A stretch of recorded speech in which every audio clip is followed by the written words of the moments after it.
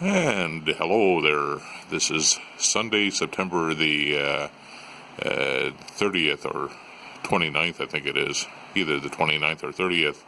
But this is in Calgary, my backyard of my apartment here. Snowing today. It's crazy. It's ridiculous. It's about -5 in Calgary. -5 Celsius, that is.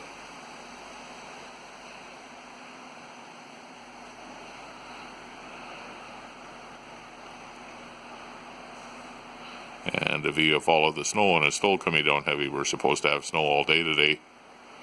And again tomorrow before it clears out. But that's if you follow the snow here.